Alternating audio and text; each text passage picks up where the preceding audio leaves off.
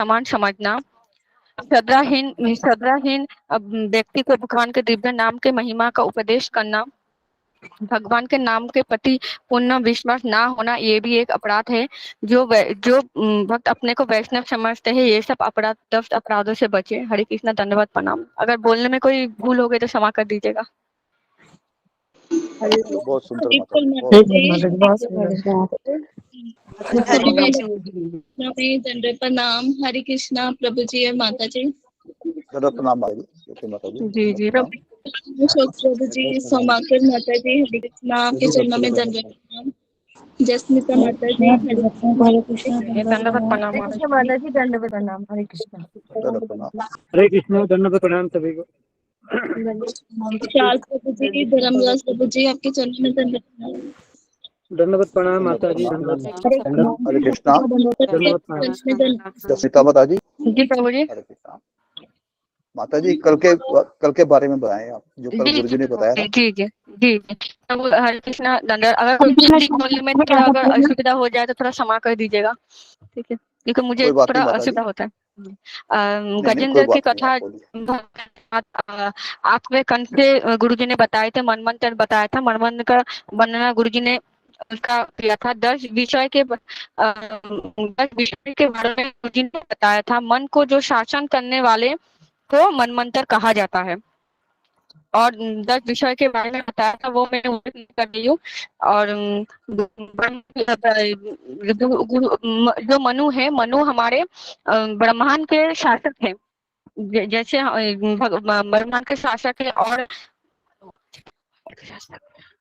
हाँ, और एक चतुर्थ 14 मनु है। 14 मनु में ब्रह्मा जी के अभी 30 साल हुए हैं, युग चल रहे हैं, और 6 वर्ग के उल्लेख किया गया है। हमारे 6 वर्गों ने गुरुजी ने उल्लेख किया है। अब गजेंद्र की कथा जो राजा परीक्षित जो है, वो शुद्ध गोस्वामी से पूछते हैं, और शुद्ध गोस्वामी के साथ राजा परीक्षित ने 7 दिन और 7 रात बिना मैंने पूरा अनशन में ये मतलब सुना है, और हम सब तो बिना खाए पिए रह भी नहीं सकते थे, ये भी गुरुजी ने कहा था। और 7 दिन में गजेंद्र जो है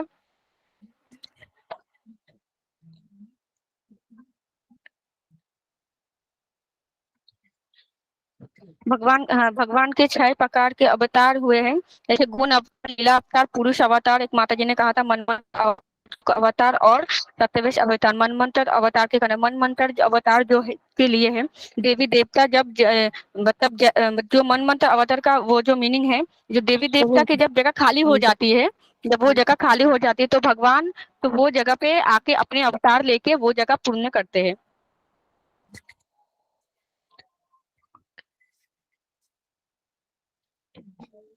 हाँ, और अभी गजेंद्र की आती है भगवान, और ये त्रिकुट पर्वत में एक सरोवर में स्नान करने गए थे, और जो गजेंद्र वो अपने परिवार और अपने साथ गए। उस पे उनकी जो मतलब पत्नी थी, पुत्र था, और भी साथी थे, सब अपने सूर्य से पानी की क्रिया कर रहे थे, खेल रहे थे और संतान के साथ। तो वो मायावश में होके गजेंद्र भूल गए थे कि ये कीड़ा है शनि के लिए है। तो ये किया करते करते, और एक मगरमच्छ आके उसके पैर पे बहुत जोर से आघात किया है, पैर ने पकड़ा है। तो उसपे वो चिल्ला, क्योंकि उसको दर्द हो रहा था। गजेंद्र ने चिल्लाया और छुड़ाने के लिए मदद मांगने लगा।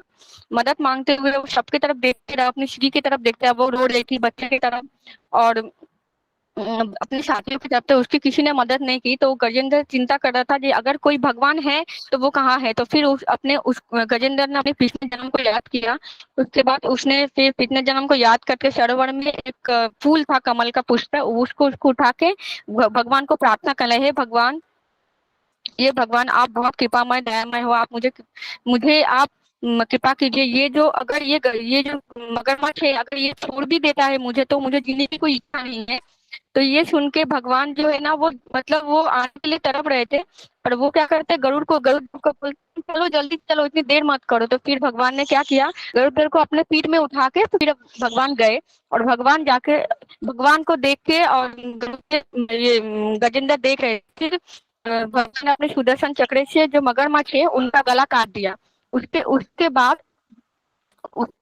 भगवान ने फिर उसको मुक्त कर दिया। फिर वो अभी शुद्ध गोस्वामी के परीक्षित राजा पूछ रहे थे कि ये हमारे जो मगरमच्छ है वो कौन है। ये जो मगरमच्छ है वो पिछले जन्म में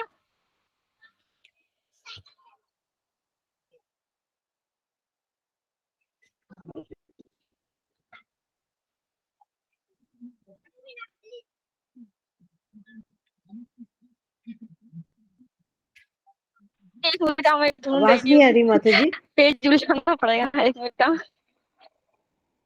पिछले जन्म में कौन था उसके उसके बारे में, हाँ जी उसके बारे में, हाँ जी इंद्र को प्रभु नाम जी, कर देता हाँ उसके बारे में। उसके पुण्य जन्म क्या था, बोलिए वो ब्रह्मा का एक गंधर्व था। तो गंधर्व था, उसको फिर वो गंधर्व को भगवान उसको अभिशाप दिया था मुनि ने। मुनि जी ने देवल मुनि जी ने उनको अभिशाप दिया था। उस हिसाब से उसको की जोनि प्राप्त हुई थी। भगवान के कृपा से फिर उसको गंधर्व का भगवान के पक्ष से, मतलब जो पक्ष होता है उनके सुदर्शन के चक्र इससे उनको फिर गंधर्व की जन्म प्राप्त हुई। ये नमक अभी जो फिर पूछते हैं गोस्वामी से परीक्षित राजा, तो ये फिर गजेंद्र कौन था, आप ये मुझे बताइए। गजेंद्र, तो फिर गजेंद्र एक इंद्र दुम नाम के एक राजा थे जो परिवार से विरक्त होकर फिर वो जो मलय रहे थे वहां पर जाके वो तप करने और रहने लगे। उसके पीछे वो पूजा कर रहे थे भगवान के अस्तित्व की वो पूजा करते थे। तो फिर ऋषि आए थे कि आकाश ऋषि, तो वो आके फिर वो खड़े थे। फिर वो सोच रहे थे यार ये मुझे देख नहीं रहा है, तो मुझे फिर पूछ नहीं रहा है, तो गुस्सा हो गए। गुस्सा होके फिर वो उसको अभिशाप दे दिया जो तुम हाथी की जोनी प्राप्त होगे। तो इससे गुरुजी ने ये कहा था कि हम क्या करते, हम अगर रहते तो हम बोलते यार तुमने अभिशाप दिया, भगवान ने कृष्ण मैं आपकी पूजा कर रही हो, आप मुझे ऐसे ये हाथी बना रहे हो। पर वो बहुत विनम्रता भक्त था, तो इसलिए वो भगवान की उसने ये सोचा जो करते हैं भगवान अच्छे के लिए करते हैं, और भगवान हमें कभी मेरा कभी बुरा नहीं कर सकते। तो ये सोच के फिर उसके हाथी की योनि प्राप्ति हुई। ये भगवान की एक लीला थे, भगवान सभी जानते थे। तो ये की कहानी जो ये खत्म हुई। इंद्रदुम्न जो राजा थे फिर उनको ये प्राप्त हुई, और साधु की अभिशाप से वो किया, इसलिए ये अगर स्वीकार किया। और गजेंद्र के प्रशंसा से ये प्रशंसा से हमें ये समझना चाहिए, जब भी हमें कोई देता हमें भगवान को प्रार्थना करना चाहिए, भगवान से हमें बोलना चाहिए, भगवान से हमें प्रार्थना करनी चाहिए। ये हमने गजेंद्र के यहाँ से सीखा है। उसके बाद से जो होता है अभी गुरुजी के आए हैं, मैं उतना नहीं जा रही हूँ की कहानी आते है, जो हमारी समुद्र मंथन की कहानी है वो आती है। दुर्वासा मुनि आते हैं स्वर्ग में और इंद्र अपने हाथी से भ्रमण करते, तो वहां पर इंद्र को दुर्वासा मुनि ने एक हार दिया। तो वो क्या करता है, वो क्या हार ना हाथी के दे दिया। अभी हाथी तो हाथी है, उसने क्या किया, माला को लेके पैर में उसको ये मचल दिया, तो गुस्से हो गए। दुर्वासा मुनि फिर अभिशाप देते कि तुम धनहीन हो जाओगे, संपत्तिहीन हो जाओगे। उसके बाद वो क्या करते, फिर वो फिर इंद्र सब देवी देवता मिलके ब्रह्मा जी के पास जाते। फिर ब्रह्मा जी क्षीर सागर जाते हैं। क्षीर सागर जाके फिर भगवान से प्रार्थना करते, फिर भगवान को बोलते कि तुम्हें अभी शंकर के पास जाओ, जाके अगर वो उसको बोलो ये आपको आना है, अगर वो कुछ भी बोलते हैं तो मान लो, उसके ना मत बोलो, हाँ बोलते जाओ, कुछ भी माने पर उनको लेके आओ कुछ भी। और पहले आएगा तो डरो मत। फिर उसके से बहुत से फिर उसके मतलब ये लालच मत करो। वो मैं बोल नहीं पा रही ठीक है, मुझे लालच शब्द भी आया, तो उसके लिए तुम ये मत करो, लोभ मत करो। तो फिर अभी गए, अभी इंद्रदेव और सब देवी देवता जो है गए राजा बलि के पास, फिर उनसे विनम्रता बोलने लगे। फिर राजा बलि भी भक्त थे, विनम्रता था, तो उन्होंने बोला ठीक है। और भी जो असुर थे तो इंद्र के क्रोध हो गए, इंद्र को मारने गए। तो फिर बलि राजा बोले नहीं तुम रुको, उनको फिर शांत करवा दिया। तो फिर बोले, फिर असुर भी राजी हो गए, जाने के लिए, असुर भी जाने के लिए राजी हो गए। तो फिर अभी सबने फिर वो जो ये पर्वत होता है, पर्वत का नाम कहा गया, हाँ ये मंदार पर्वत है, तो वो सोने का पर्वत है, तो वो उसको उखाड़ने की कोशिश की, तो पर्वत गिर जाता है। गिर के फिर असुर का पीछे का हाथ किसी का पैर कट जाता है। फिर भगवान गरुदेव आते हैं, आके फिर वो पर्वत को उठाते हैं और अपनी दृष्टि से सब असुर देवता को ठीक करते हैं। फिर अपने पीठ पे वो फिर गरुड़ देव को बोलते हैं अब आप चले जाओ, क्योंकि वो वहां पर जो क्षीर सागर में बहुत साफ है, मतलब सर्प है, तो वो गरुड़ देव खाते थे, तो इसलिए आहार करते थे। तो उन गरुड़देव ने आज्ञा समझ के फिर चले गए। फिर भगवान अपने पीछे को लेके जाके क्षीर सागर पे रखते हैं और फिर वासुकी सांप को बोलते हैं आप आओ, तो वो तो ऐसे नहीं आएंगे, उसको भी कुछ देना, उनको भी कुछ चाहिए, तो इसलिए भगवान ने बोला ये ठीक है। फिर वो वासुकी आए थे, तो वासुकी को जो पर्वत पे मतलब उसको ये कर दिया, मतलब उसको राउंड कर दिया, तो फिर वो जो देवता है वो उनका मुंह पकड़ने लगे और कोई बहुत सारे जो असुर बोले नहीं हम लोग मुंह नहीं पकड़ेंगे, हम मतलब लेज नहीं पकड़ेंगे, वो अशुभ माना जाता है, मुंह पकड़ेंगे। तो दोनों दोनों ओर से दोनों पकड़ने लगे, तो वो थोड़ा पर्वत हिलने लगा, सब था। फिर भगवान अवतार लिए हैं, अब तो दाड़ा ना। फिर भगवान ने अवतार लिया, कहाँ गया, सपोर्ट के लिए। फिर भगवान ने कुब्र अवतार लेकर उनको सपोर्ट देने लगे और फिर दोनों ओर से दोनों खींचने लगे। तो भगवान का बहुत विशाल मतलब वो आकार था और भगवान के पीठ में खुजली हो रही थी, तो वो पर्वत भी हिल रहा था, भगवान को आनंद भी आ रहा था। और दोनों ओर से दोनों तो मतलब परिश्रम कर रहे थे, परिश्रम करते करते दोनों थक, मतलब दोनों ओर से दोनों थक गए। फिर भगवान ने क्या किया, तो 3 गुणों का प्रभाव भगवान ने दिया।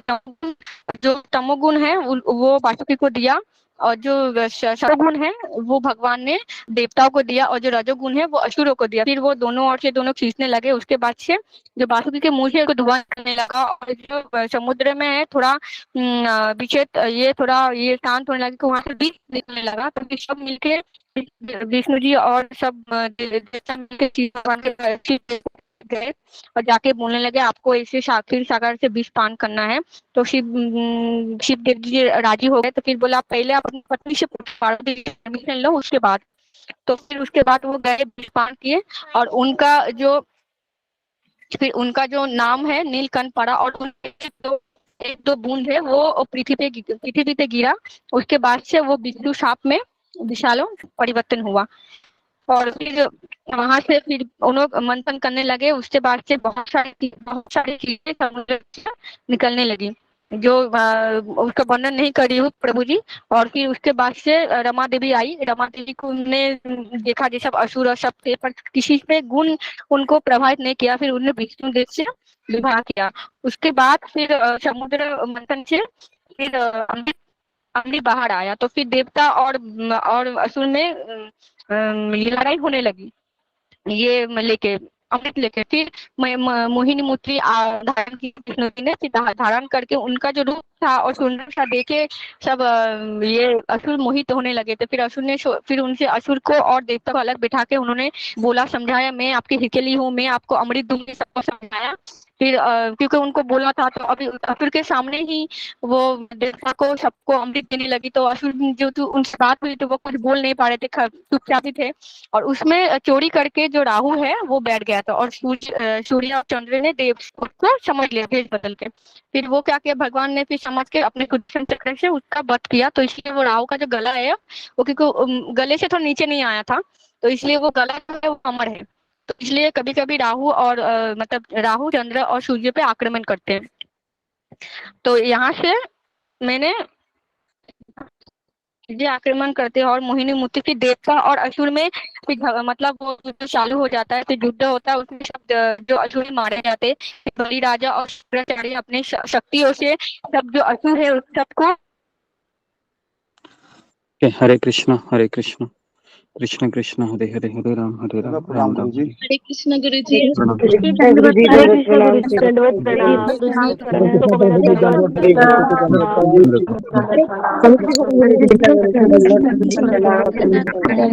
दंडवत प्रणाम। श्री कृष्ण हरे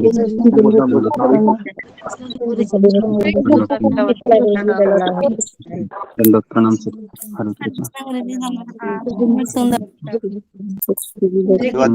अच्छा मत बहुत अच्छा बताया आपने। जी जी माता जी धन्यवाद प्रणाम। जी, धन्यवाद सबको। ओके जी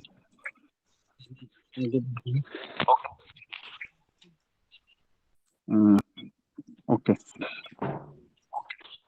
ओम अज्ञानतिमिरान्धस्य ज्ञानाञ्जनशलाकया चक्षुरुन्मिलितं येन तस्मै श्रीगुरवे नमः।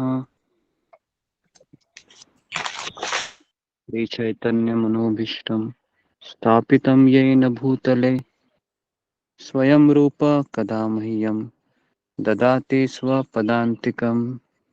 वन्देऽहं श्रीगुरु श्रीयुतापदकमलं श्रीगुरून् वैष्णवांश्च श्रीरूपं साग्रजातं सहगण रघुनाथान्वितं तं सजीवं साद्वैतं सावधूतं परिजनासहितं कृष्णचैतन्यदेवं श्रीराधा कृष्णपादान् सहगणललिता श्रीविशाखान्वितांश्च हे कृष्ण करुणा सिन्धु दीनबन्धु जगत्पते गोपेश गोपिका कान्त राधाकान्ता नमोऽस्तुते। तप्त काञ्चन गौराङ्गी राधे वृन्दावनेश्वरी वृषभानुसुते देवी प्रणमामि हरिप्रिये। वाञ्छाकल्पतरुभ्यश्च कृपा सिन्धुभ्य एव च पतितानां पावनेभ्यो वैष्णवेभ्यो नमो नमः। श्रीकृष्ण चैतन्य प्रभु नित्यानंद श्री अद्वैत गदाधर श्रीवासादि गौरभक्तवृंद। हरे कृष्णा कृष्णा कृष्णा हरे हरे, हरे राम राम राम हरे हरे। मुकं करोति वाचालं पंगुं लंघयते गिरिं यत्कृपातमहं वन्दे श्रीगुरुदीनतारिणम्। ओके। हरे कृष्णा। तो हरे कृष्णा गुरु जी। सबका स्वागत है। गुरु जी सत्यनारायण आप शायद घर गए थे माता जी को देखने, कैसी तबीयत है उनकी अब?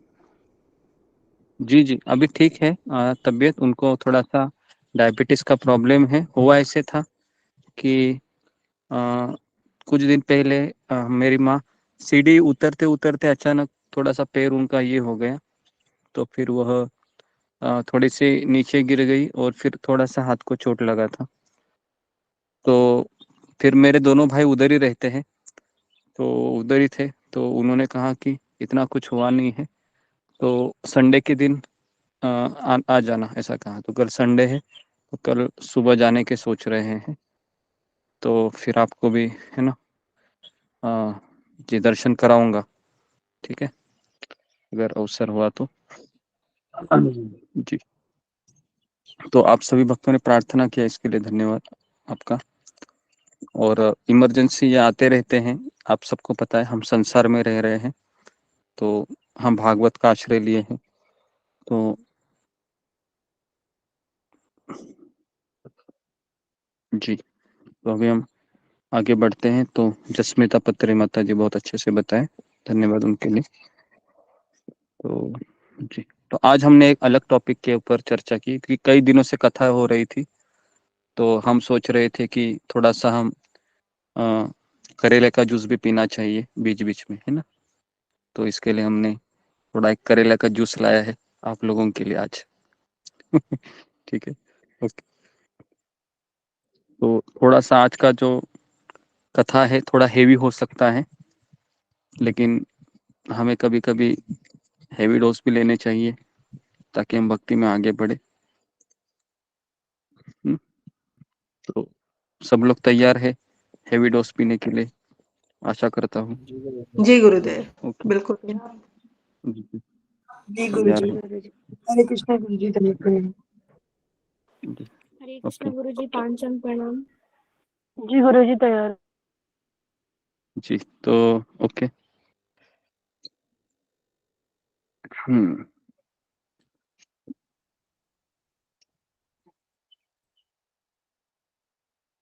ओके जी, मिल गए मुझे श्लोक। तो यहाँ पर में स्कंद 2 में से ये श्लोक है जहाँ पर लिखा हुआ है, स्ववीट विराह स्ववीट वराह उष्ट खरे संस्तुत पुरुष पशु न यत कर्ण पथ उपेत जातु नाम गदाग्रज। तो श्व मतलब कुत्ता, वीट वराह मतलब ग्रामीण शुकर, और उष्ट मतलब ऊंट, ऊँट। और खराई मतलब गधा। ओके, खराई बोलते संस्कृत में, है ना। अगर किसी को संस्कृत में, है ना, कोई अगर किसी को खराई बोलता है तो उसको लगेगा कि मेरे ऊपर पुष्प के, है ना, पुष्प वृष्टि हो रही है ना, ऐसा लग सकता है। लेकिन खराई शब्द का अर्थ क्या है? खराई शब्द का अर्थ है गधा। ओके, उसके बाद तो ये 4 पशुओं के बारे में आज हम चर्चा करेंगे। ओके, तो अनुवाद है कि कुत्ते, शुकर, ऊंट तथा गधा जैसे पुरुष उन पुरुषों की प्रशंसा करते हैं जो समस्त बुराइयों से उद्धार करने वाले भगवान श्री कृष्ण की दिव्य लीलाओं का कभी श्रवण नहीं करते। ये वो श्लोक है। तो वापस मैं इसको दोहराता हूँ। कुत्ते, शुकर, ऊंट, गधा जैसे पुरुष उन पुरुषों की प्रशंसा करते हैं जो समस्त बुराइयों से उद्धार करने वाले श्री कृष्ण की दिव्य लीलाओं का कभी श्रवण नहीं करते। ठीक है, तो अभी हम इसका तात्पर्य कल रात को मैं पढ़ रहा था, रात को 9:30 बजे से 10 बजे तक। तो मुझे ये लगा कि ये थोड़ा सा हमें हमारे भक्तों के सामने रखना चाहिए, तो इसलिए हमने फिर ये आज के दिन आप लोगों के लिए, है ना। लेकिन जब मैं सोच रहा था तो मुझे लगा कि ये बहुत ही हेवी है। लेकिन कभी कभी मैंने सोचा कि हेवी डोज लेने चाहिए ताकि हम थोड़ा सा भक्ति में आगे जाए। तो जी, तो तात्पर्य में श्रील प्रभुपाद जी लिखते हैं कि जन सामान्य को यदि जीवन के उच्चतर आध्यात्मिक मूल्यों की शिक्षा नहीं दी जाती तो वे पशु से भी अधम है। तो मेरा भी यहाँ पर सवाल है, उच्चतर आध्यात्मिक मूल्य, इसका अर्थ यह है कि ये जानना कि कृष्ण मेरे स्वामी है, मैं उनका सेवक हूँ। दूसरा, कि मैं इस संसार में इसलिए फंसा हुआ हूँ क्योंकि मैं भगवान को भूल गया हूँ। तीसरा, कि मैं शरीर नहीं, मैं आत्मा हूँ। चौथा, कि अनेक अनेक कर्म मैंने गत जीवन में बिताए हैं, इसके कारण मैं इस संसार में दुखों को भुगत रहा हूँ। तो ये है आध्यात्मिक मूल्य, है ना। तो अगर हम फर्स्ट स्टैंडर्ड से अगर किसी बच्चे को आध्यात्मिक मूल्यों की जानकारी अगर उसको देते हैं तो बड़ा होकर वह कभी जीवन में दुखी नहीं होता है। तो मैं अक्सर उनका उदाहरण देता हूँ। हमारे शिला प्रभुपाद की एक शिष्य है जिनका नाम है नाम मैं भूल रहा हूँ उनका। जी, उनका नाम है अरुंधति माता जी। जी, तो उनका लड़का है गोपाल है। एक लड़का का नाम गोपाल है और दूसरे का नाम है राधिका रमन करके। ये दोनों बच्चे हैं उनके। तो ये माता जी अमेरिका में रहती है। तो इन्होंने अपने बच्चों को कभी स्कूल में नहीं भेजा। ध्यानपूर्वक सुनिए, कभी स्कूल में नहीं भेजा। इन्होंने क्या किया, अपने बच्चों को इन्होंने फर्स्ट स्टैंडर्ड से भागवत शुरू की। फर्स्ट स्टैंडर्ड से भागवतम शुरू की और भागवतम की जितनी भी स्टोरियां है ये सब इनको ये पढ़ाती थी, है ना। और जितने भी मैथमेटिक्स और ये जो सब्जेक्ट होते हैं भौतिक, इनके लिए उन्होंने ट्यूशन लगाई। तो ये गणित और बाकी के जो विषय थे तो उनके लिए टीचर आते थे उनको सिखाने के लिए। और इन्होंने 10वीं की जो एग्जाम है ये इन्होंने जब 7th स्टैंडर्ड का इनका जब उम्र था तभी इन्होंने है ना पास किया। और 12 का भी उन्होंने, है ना, 8-9 स्टैंडर्ड की आयु में ही क्रॉस किया। और ये पीएचडी बने केवल उम्र के अ, केवल उम्र के 18 से 19 साल में इन्होंने पीएचडी प्राप्त की, है ना। तो आप सोच सकते हो, ये अभी का उदाहरण मैं दे रहा हूँ, ज्यादा नहीं, वो अभी भी प्रभु जी है, राधिका रमन प्रभु, है ना। हालांकि उनकी माँ भारतीय है, लेकिन वो अमेरिका में बड़े हुए हैं। और ऐसा नहीं है, मुझे शौक लगा, मैंने सुना कि भारत में ही ये संस्कार होते हैं, ऐसा नहीं है। वो माता जी अमेरिका में रही और उन्होंने अपने बेटे को इस तरह से बनाया।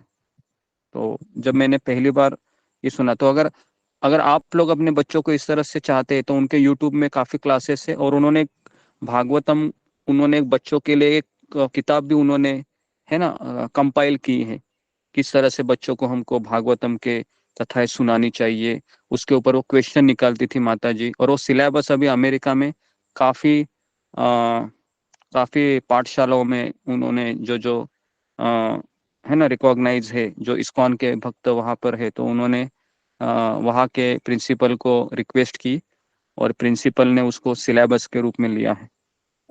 जी। तो इसलिए जीवन के उच्चतर आध्यात्मिक मूल्यों की शिक्षा नहीं दी जाती तो वे पशु है। तो हमारा एजुकेशन कैसे हुआ, आप सबको पता है, हमारा एजुकेशन में ऐसे व्यवसाय पशु की तरह हुआ है। जी, पशु की तरह हुआ हमारा, है ना, हमको कब कुछ पता नहीं था। हाँ?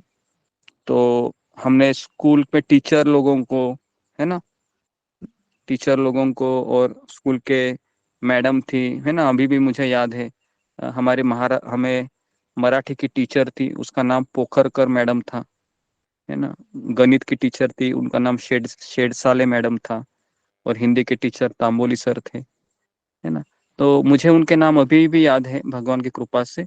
लेकिन मैं उधर 5 साल था, मैं 5वीं से 10th स्टैंडर्ड में, लेकिन मैंने कभी हमारे टीचरों को भगवान के बारे में कहते हुए सुना नहीं, ना वो कभी भगवान के बारे में कभी बोलते थे। जी। तो इसलिए कोई बात नहीं, लेकिन आज हम शिला प्रभुपाद जी की कृपा से भागवतम पढ़ रहे हैं, समझ रहे हैं, है ना। जी। तो इस श्लोक में उनकी समता कुत्ते, सूकर, ऊंट तथा गधों से की गई है। तो पहला हम लेते हैं कि कुत्ता, ठीक है। तो कुत्ते के बारे में अभी शिला प्रभुपाद बताएंगे। ओके।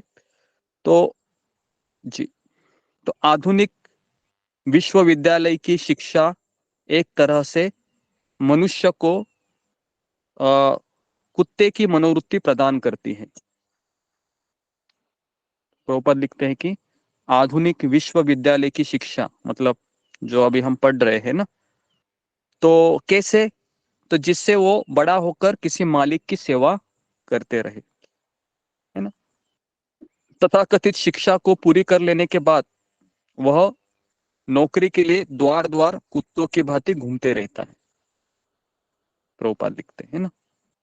घूमता है कि नहीं, वह किसके लिए घूमता है, वो इंटरव्यू के लिए ना, कि कहीं पर उसको जॉब जी लग गुरु जाए, जी। है ना। जी। तो इसके लिए वह द्वार द्वार कुत्तों की तरह, यहाँ पर एप्लीकेशन फॉर्म भरूं, यहाँ पर एप्लीकेशन फॉर्म भरूं, यहाँ पर कहीं मुझे जॉब लग जाए। तो जॉब लगने का आनंद कितने दिन का होता है, 1 या 2 दिन मैक्सिमम, है ना। उसके बाद उसको पता है कि मुझे गधे की तरह भी काम करना है ना, 8 से 10 घंटा, बराबर है। और आपको पता होगा, जिसका नया नया जॉब होता है ना, उसको सभी लोग, है ना, एकदम पीस देते हैं, है ना, एकदम जिस तरह से आपने देखा है, जब वो गन्ने का जूस निकालता है ना, देखा है वो मशीन, किस तरह से गन्ने का वो जूस डालते हैं, और मशीन पता है पूरा निचोड़ देती है उसको, है ना। तो मुझे जहाज के दिन याद आते हैं, जब मैं पहली बार जहाज में गया था 2007 में, तो उस समय मुझे उन्होंने इस तरह से काम में लगाया था, तो रात को सोने भी नहीं देते थे, हमेशा कॉल करके बुलाते थे कि ये मशीन है, इसको साफ करो, ये ट्यूबलाइट है देखो गंदी है, उसको साफ करो। संडे के दिन भी काम पे लगाते थे। तो मैंने सोचा यार कहाँ पर आ गया मैं अभी, लेकिन करना था, तो इसके लिए ना दिन देखी ना रात देखी, काम करता रहा। लेकिन अभी सब वो याद आ रहा है कि किस तरह से हमको गधा बनना पड़ता है ना। तो प्रभुपाद लिखते हैं कि नौकरी के लिए वह द्वार द्वार कुत्तों की भांति घूमते रहता है। उनमें से अधिकतर यह कहकर उसको दुत्कार दिए जाते हैं कि यहाँ पर कोई नौकरी नहीं है, या फिर क्या बोलते हैं, बोलते हैं कि हम आपको बताएंगे कि आपका इंटरव्यू कैसा रहा। बोलते हैं कि नहीं इंटरव्यू होने के बाद? ऐसा नहीं बोलते हैं कि हम आपको लग गया, क्या बोलते हैं, हम आपको फोन करेंगे। लेकिन फोन आता है क्या?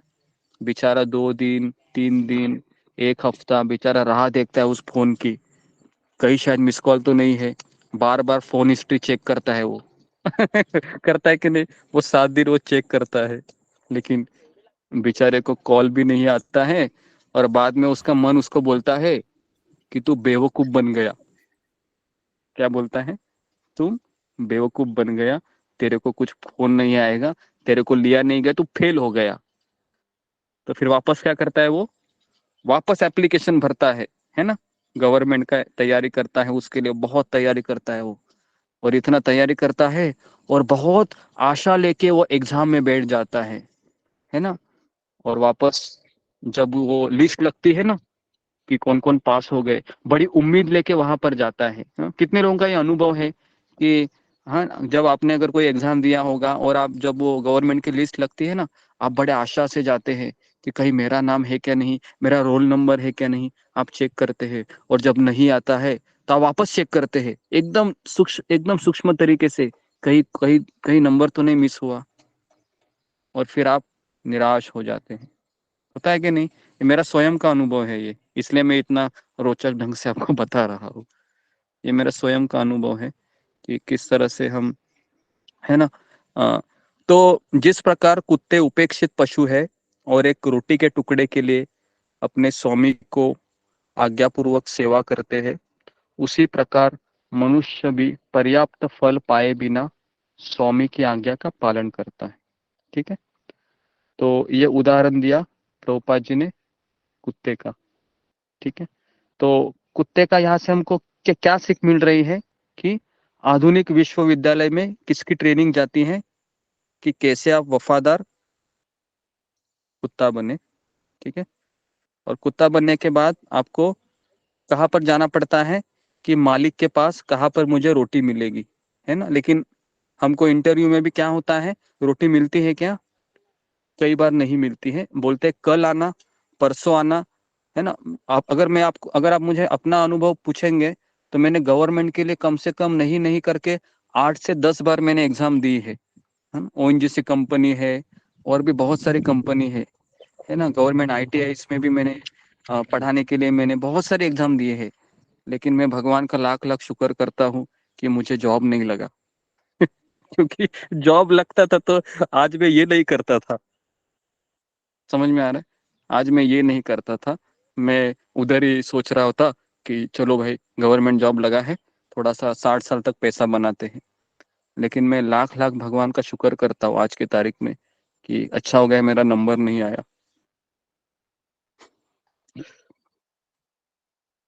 जी, तो उसके लिए मैंने एक बार तो मुझे याद है कि 2008 और 2009 वो 1 साल में केवल घर में बैठा रहा, क्योंकि मेरे पिताजी ने कहीं पर पैसे भी दिए थे मुझे जॉब लगने के लिए, है ना? और पिताजी को उन्होंने कहा था कि कंफर्म जॉब लगेगा, गारंटी है।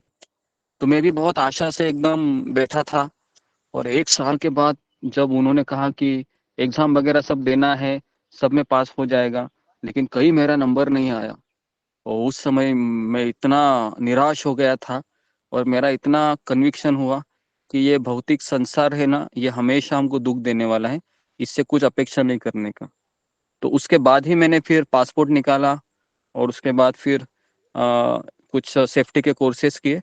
और तुरंत मैंने, मेरे माता पिता ने बहुत मुझे विरोध किया फॉरेन जॉब करने के लिए, क्योंकि उनको लगा कि ये पता नहीं वापस आएगा क्या नहीं, और अगर फॉरेन में कुछ हो गया तो क्या होगा। लेकिन मैंने फिर कहा नहीं, मुझे जाना ही है। तो है ना, तो इस तरीके से मैंने तुरंत फिर 1 साल वेस्ट चला गया। उसके बाद फिर मैंने सोचा कि फॉरेन में जॉब करना ही बेहतर है। तो इस तरीके से, लेकिन प्रभुपाद यहाँ पर लिखते हैं कि एक रोटी के टुकड़े के लिए वह दर दर भटकता है। तो वैसे मैं भी दर दर भटकता हुआ ही, ये ऐसा जब मैं पढ़ रहा था तो मुझे मेरी ही याद आई कि किस तरह से हम, है ना, भटकते रहते हैं जॉब के लिए। है ना। तो आप में से कितने लोगों ने अनुभव किया है हमारे ग्रुप में जो मैंने अभी कहा? मुझे लगता है कि बहुत लोग रह हो सकते हैं। जी, फिंगर को रेज कीजिए कि कितने लोग हैं। ओके, जॉब के लिए आपने किसी को देखा है? आप स्वयं भी गए होंगे, है ना। बहुत उम्मीद से व्यक्ति जब ग्रेजुएशन करता है ना, उसको लगता है कि अभी मैं सपनों के, है ना, सपनों की दुनिया में एंट्री करूंगा, पैसे की, है ना, बारिश हो मेरे अकाउंट में होती रहेगी और फिर मैं अपने सपनों को पूरा करूंगा। लेकिन उसको पता नहीं, उसके लिए उसको गधा बनना पड़ेगा, है ना। गधा बनना पड़ेगा और दूसरे बड़े गधों का भी बड़े गधों का भी उसको क्या सुनना पड़ेगा, है ना। तो मुझे तो बहुत हंसी आ रही है। ओके, तो ओके, तो जो लोग, अभी हम कुत्ते को हम साइड में कर देते हैं। अभी हम दूसरा उदाहरण आता है, सुअर का उदाहरण आता है, जिसमें भागवत प्रभुपाद तात्पर्य में लिखते हैं कि जो लोग खाने के मामले में कोई भेदभाव नहीं बरतते और सभी प्रकार की सड़ी गली वस्तुएं खाते हैं, वे सुकर के तुल्य है। सुकरों को मल खाना बहुत पसंद है। इस तरह मल पशु विशेष का प्रिय खाद्य है। इस तरह कुछ पशु या पक्षी पत्थर तक खाते हैं, किंतु मनुष्य सभी तरह की वस्तुएं खाने के लिए नहीं बना। वह तो अन्न, शाक, फल, दूध, चीनी आदि खाने के लिए आया है ना। ठोस भोजन चबाने के लिए मनुष्य में विशेष प्रकार के दांत होते हैं, जिससे वह फल तथा शाक काट सकता है। मनुष्य के 2 कुकुर दांत भी होते हैं, जिनसे यदि वह चाहे तो पशु भोजन खा सकता है। यह सबों को ज्ञात है कि एक मनुष्य के लिए जो भोजन है वही दूसरे मनुष्य के लिए विष हो सकता है ना। तो मुझे याद है कि जब मैं जहाज में गया था, तो मेरे आसपास के ऐसे लोग थे जो ये सुअर की भांति कुछ भी खाते थे, कुछ भी, है ना। मुझे याद है कि जब मैं पहली बार 2009 में गया था, मैं ह्यूस्टन में गया था, ह्यूस्टन में पहली बार। तो उस समय मैं जब जहाज में एंट्री किया तो शाम हो गई थी और 6 बजे वहां पर डिनर का टाइम होता है। तो मैं चला गया, तो सब जगह वहां पर नॉनवेज था और नॉनवेज ऐसा था कि पहचानने में भी नहीं आ रहा था, अजीब अजीब प्रकार का। तो मैंने सोचा, कृष्ण में ये कहाँ आ गया, अब मैं क्या करूं। तो फॉर्चुनेटली वो जो कुक था वो भारतीय था। तो मैंने उसको कहा कि मुझे उबला हुआ दाल दे दो, है ना, और चपाती दे दो। चपाती वो वहां पर बनाता था, और राइस दे दो और दही दे दो। तो इससे मैंने फिर 6 महीने मैंने निकाल दिए। हालांकि 6 महीने वो बहुत कठिन थे मेरे लिए, लेकिन ये सब लोग वही खाते थे। वहां पर सुअर का मांस होता था, गाय का मांस होता था, है ना। और ये सारी चीजें वो ऐसे खाते थे कि उनको खाते हुए देखकर मुझे ऐसा लगता है कि ये भी सुअर ही है, क्योंकि उसका जो नक्शा था ना वो भी ऐसे ही बनता था फिर, है ना। तो इस तरीके से 2009 से लेके 2018-19 तक ऐसे कई जहाज किए, सब में ऐसे ही माहौल था, है ना।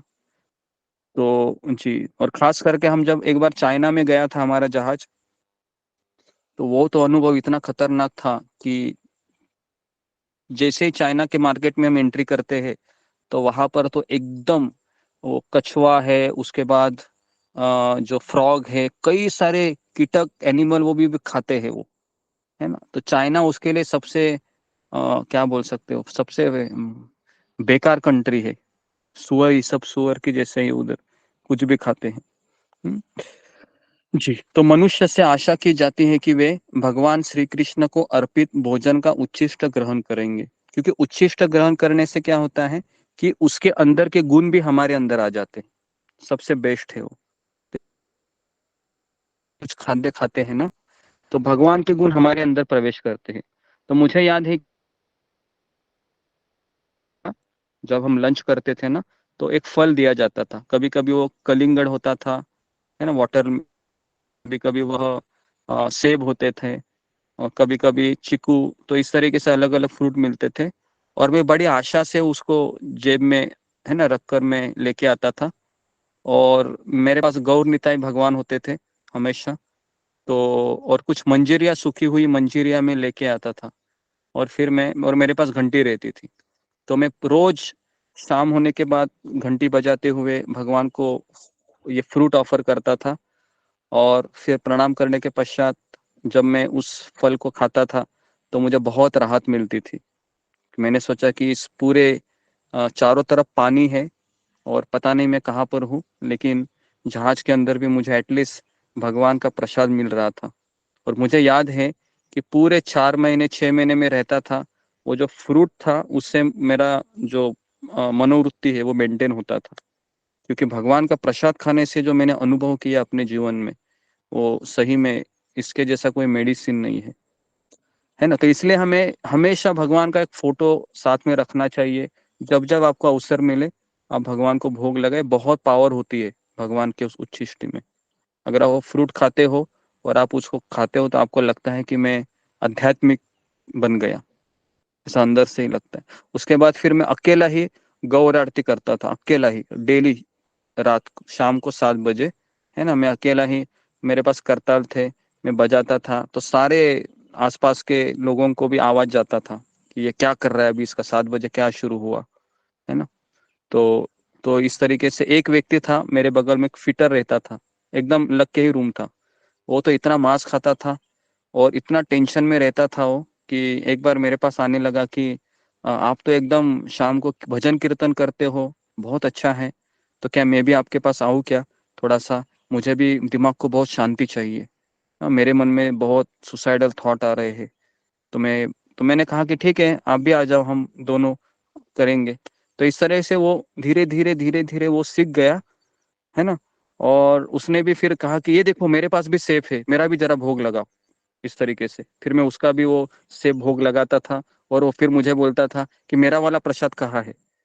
तो इस तरीके से वहां पर जहाज के अंदर ही ऐसा वातावरण भगवान ने क्रिएट किया, है ना। फिर हालांकि वह बैंगलोर का था, वो फिटर साउथ इंडियन था। तो रिटायर, वो जब साइन ऑफ हो गए जहाज से, तो जहां पर वो चला गया और उसने एक रूम बुक किया था, तो मुझे उसने कॉल करके कहा जहाज में कि मैं अभी घर आया हूँ और जहाँ पर मैंने फ्लैट बुक किया है बैंगलोर में, मेरे सामने परम पूज्य जयपताका स्वामी महाराज के एक शिष्य है। तो मैंने सोचा क्या कनेक्शन है ना भगवान का। यहाँ पर वो कीर्तन करके चला गया और भगवान ने उसको वहां पर भी एक भक्त के सामने उसने, है ना, रूम दी। और उसके बाद उसने इस्कॉन मंदिर में गया, उसने गीता खरीद ली। मैं बोला कि देखो उसकी भक्ति कैसी शुरुआत हो गई, है ना। मैं बगल में कीर्तन कर रहा था, अचानक उसने सुना। तो ये मेरा स्वयं का व्यक्तिगत अनुभव था। जहाज में ऐसे 3-4 इंसिडेंट्स ऐसे हैं कि वो लोग गीता खरीदे, उसके बाद फिर रामायण, हम रोज शाम को रामायण हम वहां पर टीवी सीरियल देखते थे, रामायण सागर का। जी। तो कहने का मैं इसलिए उस टॉपिक को छेड़ा था कि जहाज में अलग अलग प्रकार के ऐसे मांस, उसके बाद दारू, उसके बाद बहुत सारी चीजें, जो 4 नियम जो हम पालन करते हैं, सब 4 नियमों का भंग वहां पर होता था, है ना। लेकिन भगवान ने वहां से भी बचाया।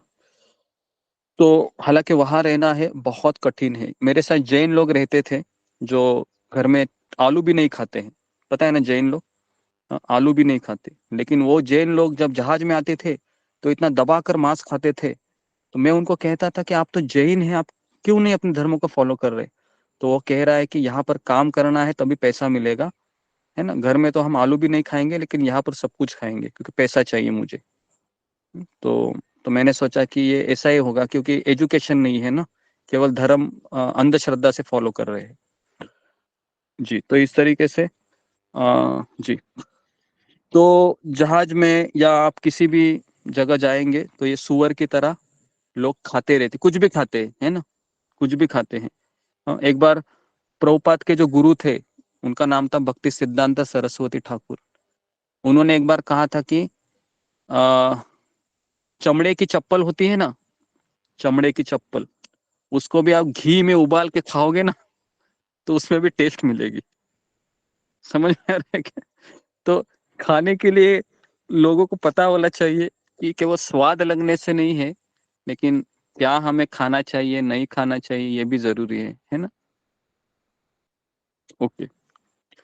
तो ये हो गया सुअर का। जो तथाकथित विटामिनों की पूर्ति के लिए पशुओं का अनुकरण नहीं करना चाहिए। काफी लोग मुझे फोन करके पूछते हैं कि गुरुजी, हमें जब बहुत सर दर्द होता है और वीकनेस लगता है तो हमारे फैमिली डॉक्टर कहते हैं कि अंडा खाना चाहिए, तो मैं क्या करूं, खाऊं क्या। तो प्रभुपाद यहाँ पर लिखते हैं कि तथाकथित विटामिनों की पूर्ति के लिए पशुओं का अनुकरण नहीं करना चाहिए, है ना। ये अंडा वगैरह हमको नहीं खाना चाहिए, क्योंकि अगर आप दूध पिएंगे, दही खाएंगे, पनीर ये सब खाएंगे तो उसमें सारी विटामिन, प्रोटीन, कैल्शियम होती है ना। तो इसलिए मैं आपको वापस कह रहा हूँ कि अपनी सेहत को अच्छा तंदुरुस्त रखने के लिए पाप कर्मों को मत बढ़ाइए, बराबर है। क्योंकि आप सोचे आप अंडा खा रहे हैं किसके लिए, आपको विटामिन प्रोटीन मिलने के लिए। लेकिन मुझे बताइए, ये विटामिन प्रोटीन खाने से भी आप लोग यहाँ पर अमर होने वाले हैं क्या? कभी ना कभी मरना तो पड़ेगा ना, विटामिन प्रोटीन खा रहे हो तो मुझे बताए, वो अंडा खाने का पाप आपके माथे पर चढ़ गया है कि नहीं? चढ़ गया है ना। एक बार जी आपने खा गुरुजी। लिया तो चढ़ गया फिर। तो बुद्धिमान व्यक्ति सोचता है, वैसे शरीर तो एक दिन जीर्ण होने वाला है, मैं क्यों अपने पाप का बोझा लेके अगले जन्म में प्रवेश करूं। तो इसके लिए हमको मांस तो बिल्कुल नहीं, किसी भी हालत में। क्योंकि जिस जो मांस खाता है और बोलता है मैं हरि नाम कर रहा हूँ, तो उसके हृदय में कभी दया नहीं हो सकती, हरि नाम भी उसको अंदर प्रवेश नहीं करेगा, है ना। मैं उड़ीसा में गया था 3-4 महीने पहले। तो वहां के गांव में हम, वहां पर सब लोग ऐसे हरे कृष्ण महामंत्र जोर जोर से बोलते हैं। तो मैं घर में गया था, इनवाइट किया था कि आप जरा कीर्तन कीजिए। तो मैं वहां पर जैसे ही गया तो अजीब ही तमोगुनी वातावरण था वहां पर। और वो सब लोग दारू भी पीते हैं, मांस भी खाते हैं। और हरे कृष्ण महामंत्र क्यों गाते हैं? क्योंकि लोग पैसे पैसे देते हैं जब बाहर बजाते हैं। तो इस तरह से उड़ीसा के कुछ गांव में यही हरे कृष्ण महामंत्र गाते हैं वो। लेकिन उनकी मनोवृत्ति देखेंगे तो कुछ दया नहीं है, कुछ नहीं है, ना समर्पण की भावना है ना। तो इसलिए हमें मांसाहार त्याग देना चाहिए, छोड़ना चाहिए, है ना।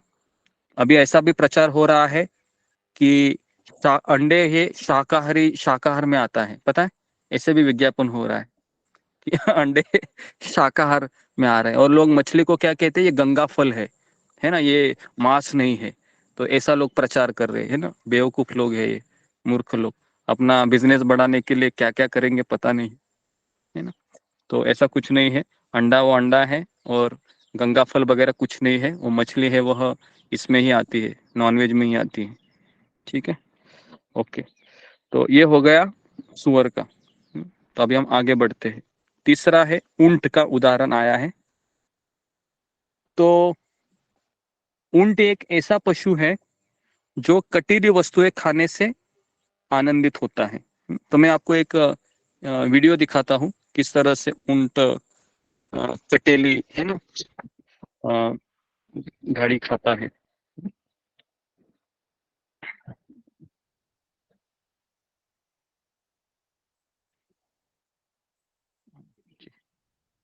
जी, सबको दिख रहा है क्या? दिख रहा है? जी गुरु। जी हाँ, गुरुजी। ओके। जी गुरुजी। जी जी गुरुजी। जी गुरुजी। देखिए, यहाँ पर देखिए ऊंट है, किस तरह से वो कटीली झाड़ी उसको चबाने के लिए कह रहे हैं। दिख रहा है किस तरह से खा रहा है, देखो।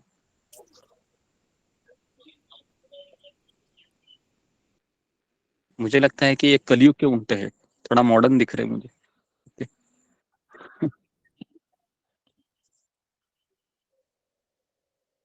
गुरुजी उनको आटे चुभते नहीं क्या वो के अंदर से? जी जी जी, उसके लिए मुझे भी ऊंट बनना पड़ेगा ना, तभी मैं बता सकता हूँ चुभते क्या नहीं। मुझे कैसे पता चलेगा उनको चुभ रहे क्या नहीं। लेकिन उनको चुभ चुभ ले ही रहे होंगे, चुभते थे तो वो लेते नहीं थे। जी, कभी कभी आप ऐसा सवाल पूछते हैं, समझ में। ठीक है। ऊँट भी तो खाता है ना गुरुदेव, कंटीली जी जी, झाड़ियाँ। हाँ। तो जी नहीं, इन्होंने सवाल क्या पूछा था कि ऊंट के कटीले वो जो कांटे होते हैं वो चुभते हैं क्या जिह्वा को। तो मैं आपको बताऊं, हर एक की जिह्वा अलग अलग है ना। हमारी जिह्वा कैसे, हम कांटे चबा सकते हैं कि जिह्वा से नहीं। लेकिन ऊंट है वो चबा सकता है, पता है। और वो चबाने से क्या होता है, अभी प्रभुपाद लिखते हैं कि ऊंट एक ऐसा पशु है जो कटीली वस्तुएं खाने से आनंदित होता है। तो जो व्यक्ति पारिवारिक जीवन या तथाकथित भोग या सांसारिक जीवन बिताना चाहता है, उसकी तुलना ऊंट से की गई है। तो भौतिकतावादी जीवन कांटों से भरा हुआ है। कितने लोग अग्री करते हैं कि भौतिकतावादी जीवन, सांसारिक जीवन कांटों से भरा हुआ है? आप सभी लोग इसको अग्री करेंगे, है ना। अलग अलग प्रकार के कांटे होते हैं हमारे जीवन में, है ना जी। तो ओके, तो सभी लोग हैं, तो इसके लिए आप सबका जीवन, हमारा सबका जीवन कांटों से भरा हुआ है। इसके लिए हम कृष्ण रूपी फूल का हम रोज सुगंध लेने के लिए आते हैं, बराबर है, सुबह सुबह है कि नहीं। कृष्ण का फूल है, थोड़ा सा सुगंध लूंगा अच्छा लगेगा, क्योंकि पूरा संसार ये कांटों से भरा हुआ है। तो इसके लिए हम यहाँ पर आते हैं। और अतएव मनुष्य को चाहिए कि वैदिक अनुष्ठानों की संस्तुत विधि के अनुसार जीवन यापन करें, जिससे बुरे से बुरे सौदे से भी लाभ प्राप्त हो सके। तो भौतिक जगत में अपना खून चूसकर पालन पोषण करना होता है। भौतिक भोग का आकर्षण केंद्र है विषयी जीवन। विषयी जीवन मतलब मेरी इंद्रियों को जो अच्छा लगे, है ना। तो विषय जीवन का भोग अपना खून चूसना होता है। इस प्रसंग में अधिक कहने की आवश्यकता नहीं है। ऊंट भी कटीली टहनियां चबाते समय अपना रक्त चूसता है। आपको पता होगा, जब वह ऊंट कटीली वो टहनियां चबाता है ना, तो उसके कांटे हैं ना जिह्वा के अंदर चले जाते हैं, और अंदर चले जाने से उसमें क्या होता है, खून आता है। और वो खून कौन पीता है, वो खून ऊंट उसको पीता है, खुद पी जा। खुद पीता, और उसको ऐसा लगता है कि आज मुझे 56 भोग मिल गए। समझ में आ रहा है, आज मुझे 56 भोग मिला, या मुझे आज फीस्ट मिला, या मुझे आज बिरयानी मिली। उसको ऐसा लगता है ना। लेकिन वो क्या कर रहा है कि वह अपने मुंह के भीतर जो खून आता है ना, उस रक्त के साथ मिलकर कांटे मूर्ख ऊंट के लिए स्वाद उत्पन्न कर देते हैं, और वह झूठे आनंद के साथ कांटे खाता है ना। तो इसी प्रकार बड़े बड़े व्यापारी उद्योगपति धन कमाने के लिए कठोर श्रम करते हैं, और अपने रक्त से मिश्रित अपने कर्मों का कटीला फल खाते रहते हैं। इसलिए भागवत में इन रुग्ण पुरुषों की गणना ऊंट के साथ की गई है। ओके, ऊंट। तो जी, तो ऊंट बेसिकली क्यों उसको कटीली झाड़ियां अच्छी लगती है, क्योंकि उसमें उसी का खून मिला हुआ होता है, इसके लिए उसको अच्छा लगता है। ओके, तो विषयी जीवन है जो खासकर स्त्री पुरुष आकर्षण है, ये ऊंट का खून के जैसा ही है ना, चबाने जैसा। अभी ये हो गया, कितना कितने कितने जानवर हो गए हमारे, तीन जानवर हो गए। जी 3 हो गए जी। तीन तीन। तो चौथा हम लेंगे जो हमारा फेवरेट पशु है ना, जो सब लोग उसकी तुलना कभी ना कभी किसी को बोलते हुए करते ही है, वह है गधा, है ना।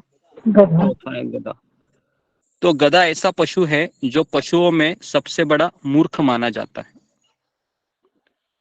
वह इसलिए मूर्ख माना जाता है कि गधा कठिन श्रम करता है, और बिना किसी लाभ के भारी से भारी बोझ ढोता है ना। तो अगर आपने देखा होगा कि सामान्यतया धोबी गधे को रखता है ना। सामान्यतया धोबी गधे को रखता है जिसकी स्वयं की स्थिति सम्मानजनक नहीं होती है। और गधे की सबसे बड़ी विशेषता यह है कि उसका मन है वह गधी के ऊपर आसक्त रहता है, और गधा हमेशा उसके अभ्यस्त हो जाता है गधी के। और जब गधा गधी के पास जाता है ना, सुख की अभिलाषा के लिए, तो प्रभुपाद लिखते हैं कि गधी उसको अगले 2 पैरों से सबसे पहले लात मारती है, और फिर भी गधा उसके पीछे लगा रहता है।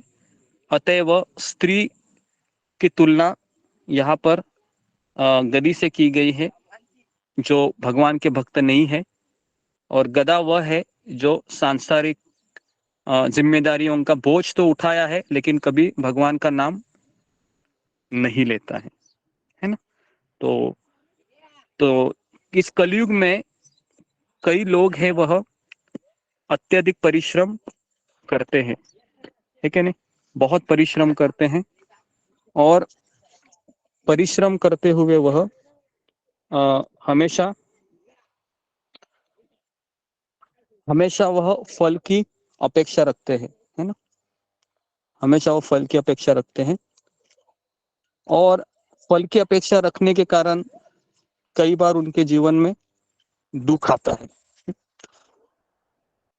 तो हमने आपको एक पता है एक कथा बताई थी, वह 50 पैसे की सर्कस, है ना।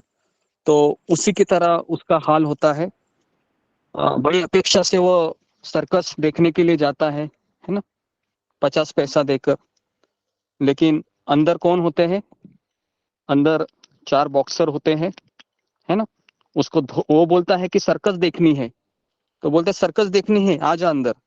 4 लोग उसको बुरी तरह से पीटते हैं, इतना पीटते हैं उसको, फिर भी बोलता है कि सर्कस कहाँ है। तो ज्यादा पीटने के बाद उसको कहते हैं कि सर्कस अब देखनी है क्या? वो बोलते हैं कि नहीं नहीं, अभी मुझे छोड़ दो। तो बाहर जाता है, अपना हुलिया सीधा करता है और बाहर के लोग उसको पूछते हैं कैसा था अंदर का सर्कस। तो क्या बोलता है वो? बहुत बढ़िया था, आप भी अंदर जाओ, बहुत मजा आएगा। ठीक है? तो इस तरह से कई लोग अंदर जाते हैं और कई लोग पीट के बाहर आते हैं, लेकिन पूछने के बाद क्या बताते हैं?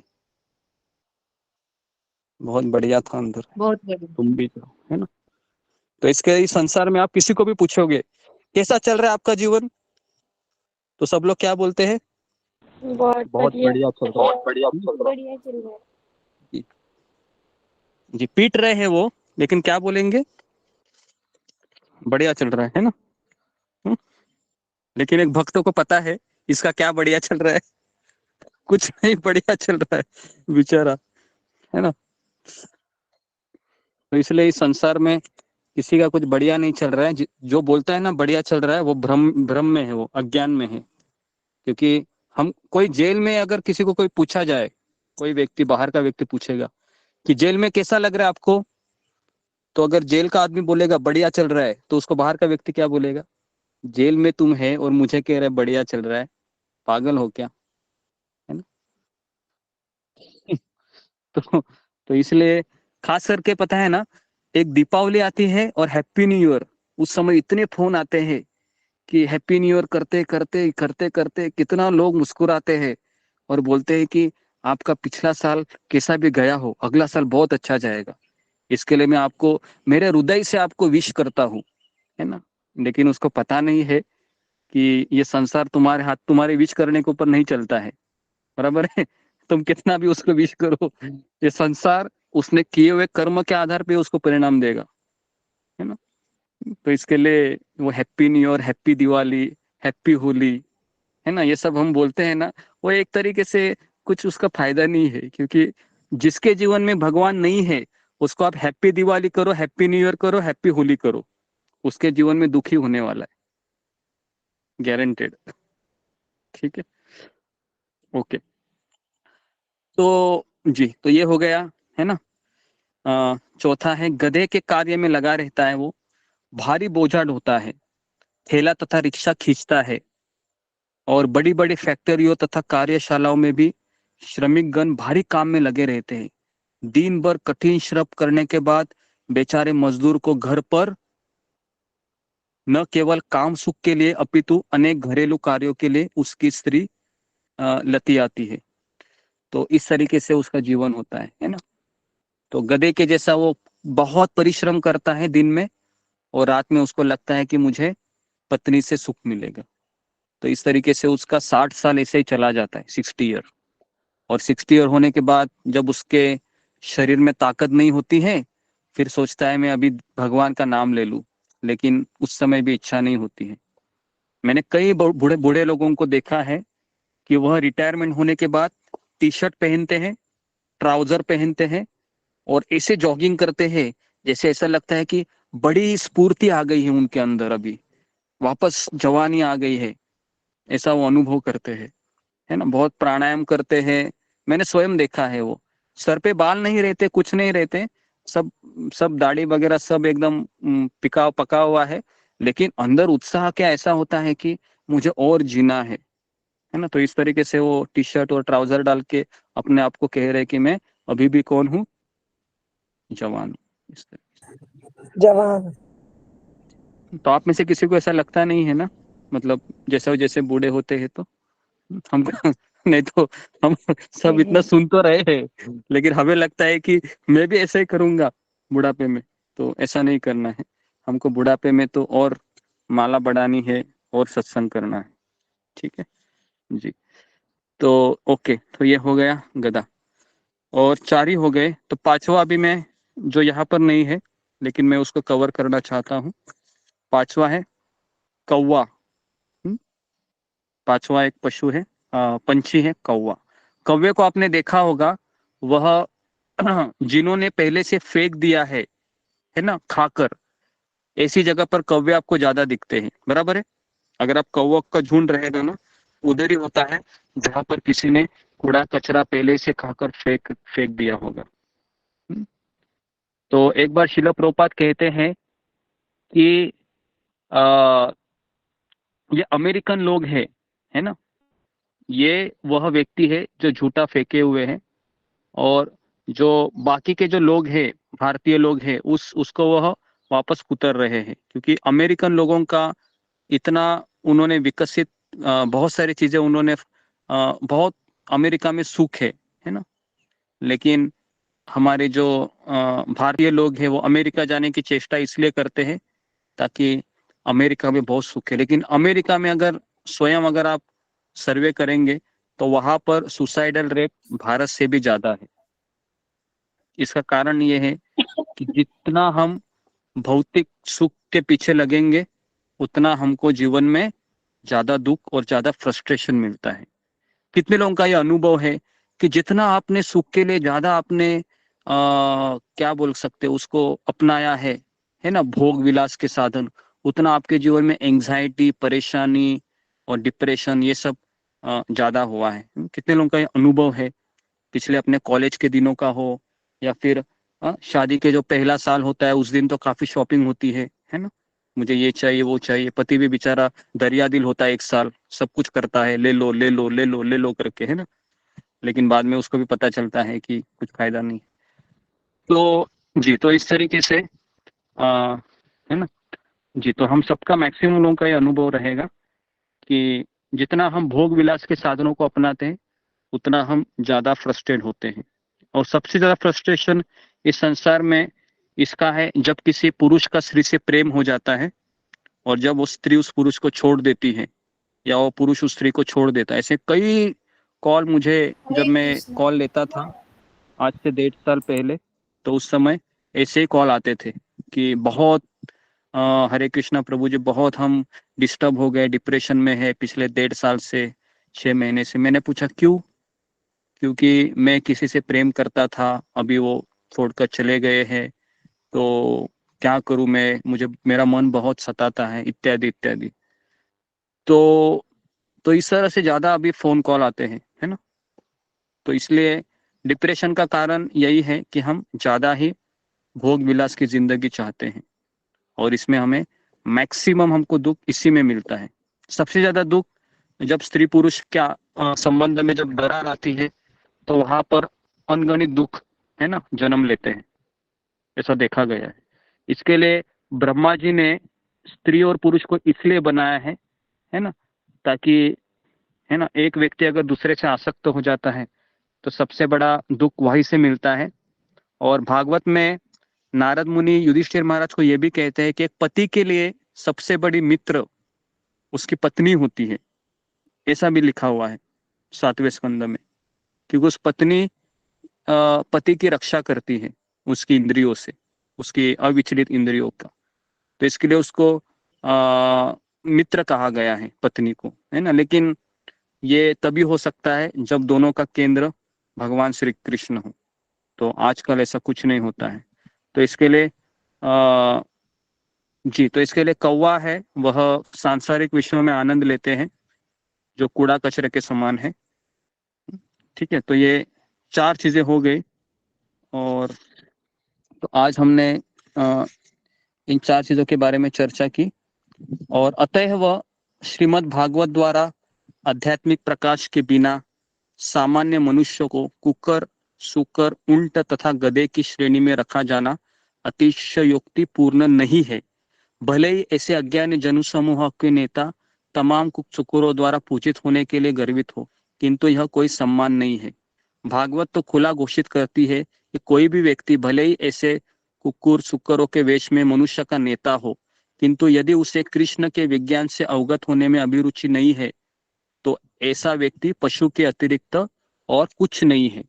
तो मान लो कोई भी बड़ा नेता क्यों ना हो, या बड़ा कोई मंत्री क्यों ना हो, या बड़ा कोई एमएलए क्यों ना हो, या बड़ा कोई साइंटिस्ट क्यों ना हो, अगर वह कृष्ण के विज्ञान से अवगत नहीं है तो वो कौन है? पशु। तो भागवत कहता है कि वह पशु के समान है। पशु के समान। जी, तो देखिए ये बहुत सोचने जैसी बात है हम सबके लिए कि इसलिए हमें क्या जरूरी है हमारे जीवन में, कि ये जानना जरूरी है कि मैं कृष्ण का सेवक हूँ, ये मेरी आइडेंटिटी है ना। तो भागवतम के अनुसार उसे अपनी नास्तिकतावादी स्वभाव के कारण मनुष्य की कोटि में कभी नहीं रखा जा सकता। अथवा मनुष्य की, पता है किसे कहते हैं? मनुष्य शब्द ये कहाँ से आया है? तो ये मनु जो राजा है, मनु के वंशज, इससे मनुष्य शब्द आया है। तो मनुष्य उसे कहते हैं जो 4 नियमों का पालन करता है, जो व्यभिचार नहीं करता है, जो मांसाहार नहीं करता है, जो नशा नहीं करता है, जो जुआ नहीं खेलता है, तो उसको मनुष्य कहते हैं। और मनुष्य होने के पश्चात वह भक्त कभी कहलाता है जब वह इनके साथ भगवान के एक प्रामाणिक व्यक्ति को शरण जाकर, गुरु को अपनाकर उसके मार्गदर्शन में रहता है, तो इसको फिर कहते हैं भक्त। जी, तो इस तरीके से ये भागवत में बताया गया है कि 4 प्रकार के जो ये है जानवर है ना, कुत्ता, सुअर और इस तरीके से गधा और ऊंट। ये चारों में से आपको कौन सा प्राणी ज्यादा इंस्पायर किए? जरा चैट बॉक्स में लिखिए। जी, चारों में से आपको कौन सा प्राणी ज्यादा प्रेरणा दिए?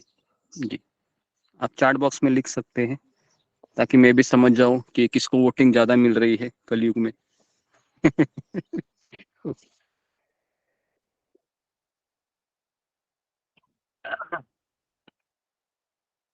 ओके, जी जी जी जी, ओके।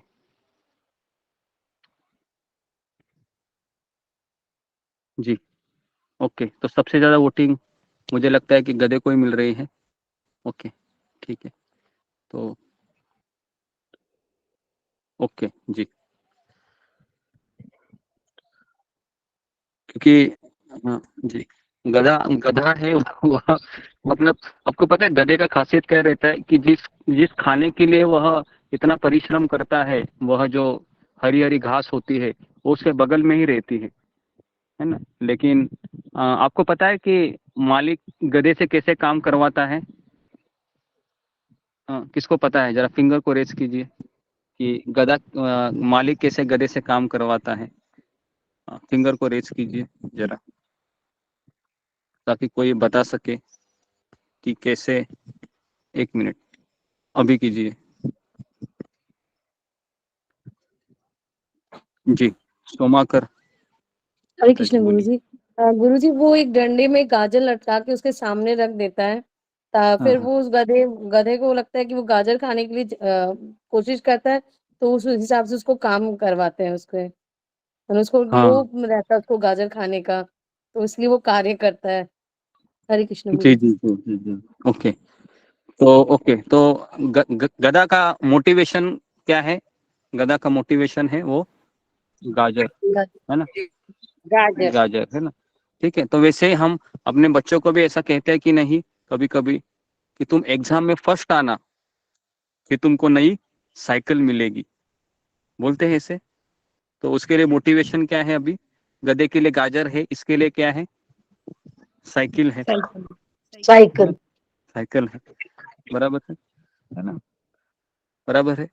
और बचपन में उसको ये भी बोला जाता है कि बेटा बहुत पढ़ ले, नहीं तो क्या होगा, रेलवे स्टेशन पर तुमको बूट पॉलिश करना होगा। पता है, ये पहले कॉमन डायलॉग होता था जो बड़े बोलते थे उसको, कि बेटा बहुत पढ़ ले, नहीं तो रेलवे स्टेशन पे देखा है तुमने वो कैसे जूता पॉलिश करते हैं, वो करना होगा। कोई कोई ये नहीं कहता है बेटा भगवान का नाम ले ले, नहीं तो इसी तरह से अगला जन्म तुमको वापस किसी का बेटा बनना पड़ेगा। ऐसा कोई सिखाता है क्या? ऐसा कोई नहीं सिखाता, बराबर। सब लोग यही सिखाते हैं कि बेटा बूट पॉलिश करना पड़ेगा, नहीं तो तेरी बीबी काली होगी, दूल्ही होगी, उसको कुछ नहीं होगा, है ना, जॉब नहीं रहेगा, और तुमको फिर इस तरह से बहुत परिश्रम करना होगा। तो ऐसे ही उसको भविष्य के गाजर दिखाए जाते हैं, है ना। फिर वो बोलता है नहीं, मेरी दुनिया, है ना। अभी लोगों का गोल क्या है कि एक अच्छा बड़ा बंगला हो, 6 फिगर मेरी सैलरी हो, बैंक में अच्छा खासा पैसा आता रहे, मेरी पत्नी भी ऐसी मिले कभी मुंह ना खोले, बेटा भी ऐसा मिले जो हमेशा आज्ञाकारी हो प्रभु रामचंद्र की तरह, है ना। पड़ोसी भी ऐसे मिले जो हमेशा हाजी हाजी करे, सास भी ऐसी रहेगी जो हमेशा अपने दामाद का गुणगान करेगी। तो उसको लगता है कि ये ड्रीम ये मेरा सबसे अच्छा घर है ना, बराबर है। सब लोग यही ड्रीम करते हैं ना। क्या लगता है आपको अशोक चावला प्रभु, क्या आप सहमत हैं इन चीजों से? क्या राय होगी आपकी, बताइए।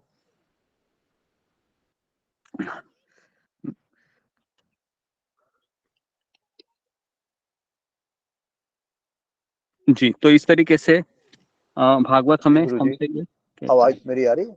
नहीं, हाँ अभी आ रही है जी। जी गुरुजी, पहले कुछ कुछ था भक्ति में आने से पहले पहले, पर अब ये चीजें भक्ति के बाद कुछ मायने नहीं रखती। जी जी जी, बहुत अच्छा है कि भक्ति में आने के बाद हमको सच क्या है झूठ क्या है पता चले। इसके लिए हम किसको धन्यवाद देंगे? हम शीला प्रभुपाद जी को धन्यवाद देंगे, कोटि कोटि आभार प्रकट करेंगे, है ना उनका। उनके कारण हम ये पढ़ रहे हैं भागवत, है ना जी। तो अगला श्लोक में लेता हूँ 20 मिनट के लिए। तो सुखदेव गोस्वामी कह रहे हैं, क्या वृक्ष जीते नहीं है? क्या अपनी सांस नहीं लेती? हमारे चारों ओर क्या पशुगण भोजन नहीं करते? तो ऐसे सवाल पूछ रहे हैं, क्योंकि हम लोग अभी अभी हम लोग नौकरी के ऊपर इतने आश्रित है कि नौकरी चली गई तो व्यक्ति डिप्रेशन में जाता है। लेकिन यहाँ पर लिखा हुआ है कि आधुनिक युग का भौतिकतावादी व्यक्ति तर्क करेगा कि जीवन या इसका कोई भी अंश अध्यात्म विद्या या धर्मशास्त्र विषयक वाद विवाद के लिए नहीं है। तो कोई भी आधुनिक व्यक्ति है वो यही कहेगा कि अध्यात्म विद्या है ये मनुष्य के लिए नहीं है। मनुष्य जीवन क्यों मिला है? तो मनुष्य जीवन मजा करने के लिए मिला है। जब मैं कॉल सेंटर में जॉब करता था, 2007 की बात है, उस समय डिप्लोमा किए थे, और डिप्लोमा करने के पश्चात कहीं जॉब नहीं मिल रहा था। तो माता पिता ने कहा कि ऐसा ही बैठा है कुछ करो। तो मैंने कहा कि डिप्लोमा वाले कोई जॉब नहीं देता है, ग्रेजुएशन करना पड़ेगा। तो फिर कहा कि ग्रेजुएशन का रिजल्ट आने तक, अपना डिप्लोमा का रिजल्ट आने तक फिर कॉल सेंटर में जॉब करने के लिए गए। उस समय मैंने स्वयं के आंखों से देखा है कि किस तरह से स्त्रियां भी सिगरेट पीती थी, है ना, और किस तरह से वह रात को 11 बजे 12 बजे इस तरह से सिगरेट पीती थी कि जैसे सोच रहे थे कि किस तरह से कल्चर बना हुआ है ना। तो जीवन तो अधिकाधिक काल तक खाने पीने संभोग करने और आनंद लूटने के लिए है। तो आधुनिक व्यक्ति भौतिक विज्ञान की उन्नति के द्वारा सदा सदा के लिए जीवित रहना चाहता है ना। क्यों जीवित रहना चाहता है वो? क्योंकि उसको लगता है कि मैं मर जाऊंगा तो मेरा सारा इंद्रिय तृप्ति खत्म होगा। तो इसके लिए वो डॉक्टर के पास जाता है, डॉक्टर को कहता है डॉक्टर मेरे साथ मेरा खून टेस्ट करो, मेरे खून में कुछ खराबी है क्या देखो, मुझे और जीना है ना। तो सबसे ज्यादा इस कलयुग में कौन ज्यादा पैसे कमाता है? तो वो है डॉक्टर। पता है आपको? डॉक्टर बहुत पैसा कमाता है, क्योंकि डॉक्टर ने आपको बोल दिया कि आपके खून में इसकी कमी है, तो आप क्या हो जाते, तुरंत घबरा जाते। क्योंकि आपको रिपोर्ट पढ़ना आता है क्या? आपको रिपोर्ट पढ़ना नहीं आता है। डॉक्टर क्या बोलेगा, ये देखो तुम्हारे रिपोर्ट में हीमोग्लोबिन कमी है, तुम्हारे रिपोर्ट में ये कमी है, तो आपको क्या लगेगा, मेरी मौत अभी नजदीक आ रही है, तो मेरा सारा पैसा ले लो डॉक्टर साहब, मुझे कुछ नहीं होना चाहिए। आपको पता है माइकल जैक्सन है, वह बहुत उसके पास पैसे थे, उसको बिल्कुल मरना नहीं था, तो उसने अपना प्लास्टिक सर्जरी करवाया था पूरे शरीर का, है ना। और उसने अपने पास 50 एमडी डॉक्टरों को रखा था, रोज उसका ब्लड टेस्ट होता था, लेकिन वो मर गया, किसी को पता ही नहीं चला, 48 साल में ही वो मर गया, है ना। तो ये संसार इस तरह से बना हुआ। ठीक है, तो यहाँ पर मैं रुकता हूँ। तो किसी का कुछ प्रश्न है तो फिंगर को रेज कीजिए, थोड़ा सा हम क्वेश्चन आंसर करते हैं इस विषय में, अगर किसी के मन में है तो। जी हाँ, अब अभी कीजिए फिंगर को रेज, इसी विषय में किसके मन में प्रश्न है।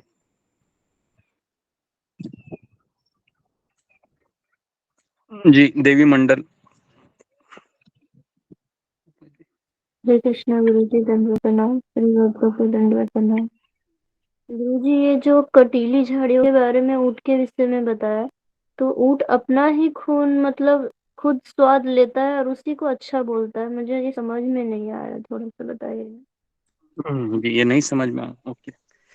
तो जिस तरह से भौतिकतावादी व्यक्ति होता है ना, तो अभी मैं थोड़ा सा इसको खुलकर बताता हूँ ताकि समझ में आ जाए। जैसे स्त्री पुरुष संबंध होता है, उसको मैथुन जीवन कहते हैं। उसमें जब पुरुष स्त्री के पास जाता है ना, तो उसी के खून से वह चीज बनती है जिससे बच्चे पैदा होते हैं, है ना। तो कहा जाता है कि जिस तरह से व्यक्ति है अपने खून से, है ना, वह चीज करता है और उसके कारण उसको मजा आ जाता है उस थोड़े समय के लिए, है ना। तो उसी तरह से ये जो ऊंट रहता है, ये अपनी कटीली झाड़ियों से अपने खून का आस्वादन करके आनंद लेता है। तो इसके लिए ऐसे व्यक्ति की तुलना है वो ऊंट से की जाती है, जो अपने खून से जो वीर्य बनता है ना, और उसके द्वारा वह आनंद प्राप्त करना चाहता है। लेकिन ऐसा कहा जाता है कि हजारों ब्लड से मिलकर एक वीर्य का बूंद मिलता है ना, और उसको इस तरीके से काम सुख के द्वारा उसको गवा देता है ना, उसमें आनंद लेता है। पूरी दुनिया भी उसी के आनंद के पीछे है। तो इसके लिए उस वहां पर ऊंट की यहाँ पर उपमा दी गई। अभी आया समझ में? ओके, अभी आया है नहीं आया, या और स्प्लिट आया हो? ऊँट अपना ही खून पी के क्यों, तो फिर उसका तो मुंह घायल हो जाता होगा ना। मुझे ये नहीं समझ नहीं में आ नहीं, रहा फिर। यहाँ पर लिखा हुआ है कि ऊंट जब कटेली झाड़ियों को खाता है ना, तो उसमें एक अलग प्रकार का स्वाद उत्पन्न होता है। उस कटेली झाड़ी जब उसके खून से जब मिक्स हो जाती है ना, जब वो कटीली झाड़ी है उसके जीवा को चीर देती है, उस चीर को देने से उसमें से ब्लड आता है, और ब्लड वो कटीली जो झाड़ियां होती है उसके अंदर वो चबाता रहता है, और चबाने से एक अलग प्रकार का स्वाद उत्पन्न होता है ऊंट के भीतर, मुंह के भीतर, है ना। तो वो स्वाद क्यों उत्पन्न हो रहा है? क्योंकि वह कटीली झाड़ियों को खा रहा है। कटीली झाड़ियां क्या कर रही है? उसके जीवा को चीर रही है। तो मुझे लगता है कि इतना समझना काफी है ना, क्योंकि और एक्सप्लेनेशन में नहीं दे सकता, तो इसके लिए मुझे क्षमा करें। ओके जी गुरु। कुत्ता भी है जो हड्डी खाता है, ऐसा होता है? हाँ, कुत्ता हड्डी खाता है। जी जी, हड्डी ऐसे का ही अलग होता है? है। हाँ, नहीं हड्डी तो में ऐसे ही लेकिन होता कोई है। खून। वो जी नहीं, जी, वो भी खून निकलता है, उसको एंजॉय करता है।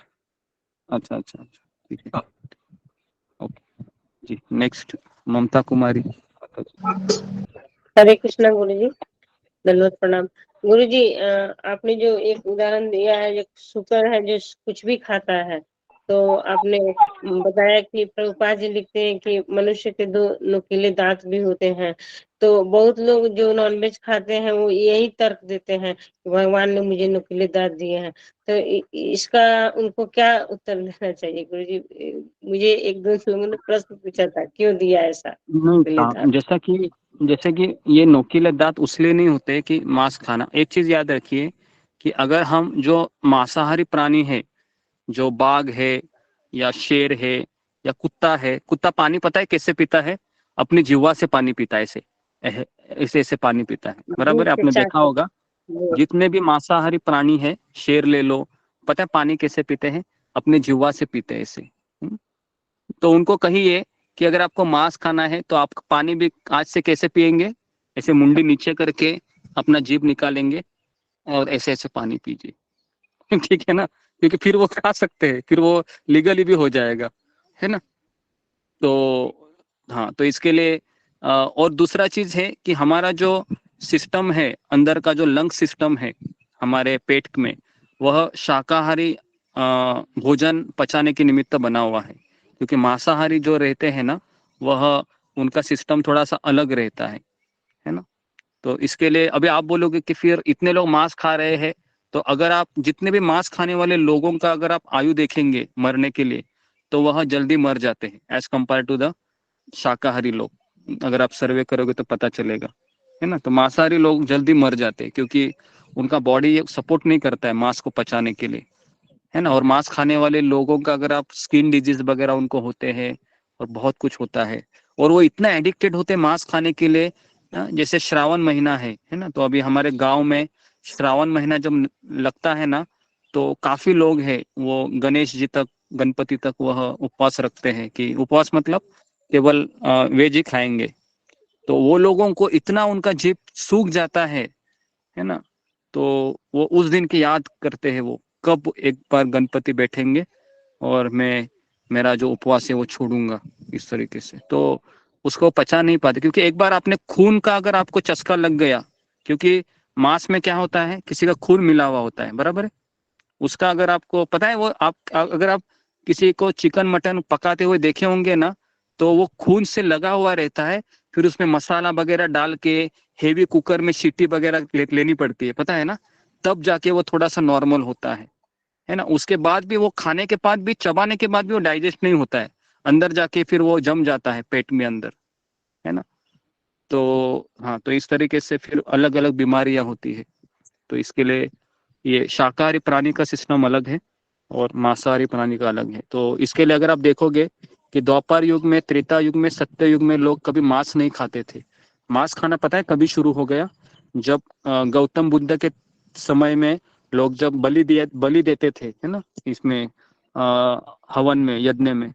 तो पहले के लोग ब्राह्मण शुद्ध होते थे, अभी ब्राह्मण जाति का पतन हो गया, तो फिर वो लोग गाय का, भैंस का, गधे, घोड़े का बलि देने लगे, लेकिन कोई कोई उत्पन्न नहीं होता था। पहले के जमाने में क्या होता था, अगर आप गाय की बलि देते थे तो उस यज्ञ कुंड से इंसान का रूप निकलता था, मतलब जो जो गाय का जो आत्मा है ना, उसको जल्दी प्रमोशन मिलके मनुष्य का शरीर मिलता था, है ना। लेकिन उस समय ब्राह्मण है वह पतन हो गया, फिर ये लोग क्या करने लगे, अरे ये गाय ऐसी पड़ी है, कुछ फायदा नहीं हुआ, तो उसी को काट कर खाने लगे फिर। तो इस तरह से फिर पशु का वध को प्रोत्साहन मिला, और उस जमाने से फिर पशु, इसके लिए फिर गौतम बुद्ध आए। गौतम बुद्ध ने कहा अहिंसा परमो धर्मो, कि हिंसा नहीं होनी चाहिए। उन्होंने कहा कि वेद शास्त्र क्या करूं, उसको बोला कि ये बकवास है। तो गौतम बुद्ध ने कहा कि इसको बंद करो, क्योंकि तभी के लोग इसके लिए, ये पचाने के लिए लायक नहीं थे। इवन यीशु क्रिस्त ने भी कहा था कि मुझे देने के लिए, मेरे पास बहुत कुछ है आपको देने के लिए, मुझे सब पता है, लेकिन आप लोग उस लायक नहीं है, इसके लिए मैं आपको उतना ही ज्ञान दे रहा हूँ, है ना। तो ओके, तो ये एक अलग विषय है अभी। ओके, नेक्स्ट जी, रंजना माता जी। हरे कृष्णा गुरुदेव, आपके चरणों में दंडवत प्रणाम, सभी भक्तों को दंडवत प्रणाम। गुरुदेव, जैसे जो भौतिक इंद्रिय तृप्ति लिप्त हैं, मतलब भौतिक सुख की कामना में अलग अलग सुख ढूंढ रहे हैं, जैसे मेरे परिवार के लोग ही हैं, जैसे सब इसमें लगे हुए हैं, और वो लोग को भगवान ठोकर भी लगाते हैं, दुख भी देते हैं, लेकिन वो लोग समझना ही नहीं चाहते हैं। जैसे मतलब वो लोग तो यही बोलते हैं कि आप भक्ति कर रहे हो तो आपके जीवन में दुख नहीं है क्या, आपको नहीं, मतलब भगवान आपको दे रहे हैं। तो समझाने की भी कोशिश करते थे, वो समझना नहीं चाहिए। और ये बोलते हैं कि जब से आपने इस्कॉन लाए हो घर में, जैसे आप, मतलब हमारे लिए इस्कॉन कभी भी शुभ नहीं हुआ, इस्कॉन हमारे लिए कभी भी हमको सूट नहीं किया है। तो इस्कॉन के कारण आज आप इस्कॉन इतने अच्छे से मतलब नहीं कर रहे हो, तो नहीं जा रहे हो, सोचो तो हमारी ज्यादा अच्छी से प्रगति हो रही है, हम अच्छे से कमा रहे हैं, ये कर रहे हैं। जी जी जी। तो ये सब किस बोलते हैं गुरुदेव, मतलब क्या उनकी ज्ञानता है, क्या है ये सब? देखो, पहली बात है, हमको ये समझनी चाहिए कि अगर हम भगवान के पास जाना है, तो इस सांसारिक जो हमारे जो रिश्ते होते हैं, है ना, तो इसमें से हमको निकलना होगा। और जो लोग वो कहते हैं कि हम देखो हम कितने सफल है और तुम देखो अभी भी किसी के ऊपर निर्भर हो, तो ऐसे लोग फिर हमको कहते हैं, लेकिन उनके जीवन में सफलता का अर्थ है कि अच्छा बैंक बैलेंस होना, पैसा आते रहना, अय्याशी करना, है ना। और हमारे जीवन में सफलता का अर्थ क्या है कि मैं कृष्ण का स्मरण करते रहना, बराबर है। तो इसके लिए हमारी सफलता की व्याख्या और उनकी सफलता की व्याख्या कभी मैच नहीं होगी, जिंदगी में कभी मैच नहीं होगी, है ना। तो इसलिए हमें इतना विचलित नहीं होना चाहिए, क्योंकि वो अज्ञानी है। वो गीता वगैरह वो पढ़ते हैं क्या? नहीं। माला करते हैं वो? नहीं। तो भगवान अपेक्षा किससे ज्यादा रखेंगे? मुझसे रखेंगे, है ना, क्योंकि मैं तो रोज ही कर रहा हूँ, पढ़ रहा हूँ, है ना। तो इसके लिए ऐसे लोग, लेकिन इन लोगों में इतना श्रद्धा होती है माया के ऊपर, तो ये लोग हमारी श्रद्धा को तोड़ने का प्रयास करेंगे कि देखो तुम्हारा क्या हाल है ना, देखो भगवान ने तुम्हारे लिए कुछ नहीं किया, ऐसा भी बोलते हैं, है ना। जिस भगवान का तुम नाम ले रही हो उस भगवान ने तुम्हारे लिए कुछ नहीं किया, है ना। लेकिन हमको पता है कि भगवान ने हमारे लिए क्या कुछ नहीं किया, सब कुछ किया है। इतना बड़ा सत्संग दिया है, इतने अच्छे भक्त देखे। आज के तारीख में बोलो, कलयुग में ऐसे लोग आपको दिखेंगे क्या जो 4 नियम का पालन करते हैं, रोज सुबह उठकर माला करते हैं? असंभव है दिखने को भी। पूरी दुनिया में, हम मुंबई में जॉब किए हैं, तो मेरे बगल में भी कोई व्यक्ति बैठा था, कोई भी बैठता था, है ना, 2 साल अप डाउन किए, लेकिन किसी के मुंह देखकर ऐसा लगा नहीं कि ये शांत है। सबके हृदय में, मन में हमेशा गड़बड़ी ही मची रहती है ना। तो इसके लिए भक्त लोग हैं, उनको देखते रहिए और उन्हीं को देखते देखते उनके बारे में सोच के ही अपना जीवन चलाइए, ठीक है। ओके, धन्यवाद। हरे कृष्ण। उसके बाद आखिरी क्वेश्चन विशाल लिगावे। हरे कृष्णा जी, दंडोत प्रणाम। मेरा छोटा सा एक सवाल है कि हम लोग हिस्ट्री में पढ़ाया जाता है हमें कि जो हमारे पूर्वज थे, जो आदि मानव के रूप में कहते हैं हम उन्हें, तो वो जंगल में उपजीविका के लिए जानवरों का मांस खाते थे। तो क्या तब उन्हें समझाने के लिए कोई नहीं था क्या? अगर उन्हें कोई समझाता था कि जानवरों का मांस नहीं खाकर भी, अगर दूसरा भी चीज खाकर भी जीना हो सकता है, तो हम जी सकते हैं, ऐसा कोई समझाने वाला तब नहीं था क्या? नहीं तो हमारे तक ये मांसाहार नहीं आता था अभी तक। हाँ नहीं, एक चीज भूल रहे कि कलयुग का जब आगमन हुआ था, कि है ना, हमने भागवत में पहले स्कंद में पढ़ रहे हैं, तो कली कहाँ पर रहने वाला है? जहाँ पर मांसाहार होगा, नशा होगा, जुआ खेला जाएगा, वहां पर कली रहता है। तो कलयुग में क्या होगा, होने वाला है कि कली का साम्राज्य है। तो यहाँ पर कत्तल खाने देख रहे हो अभी, जहाँ पर अभी अभी हर मार्केट में अभी मांस, मछली, मटन बेची जाती है ना।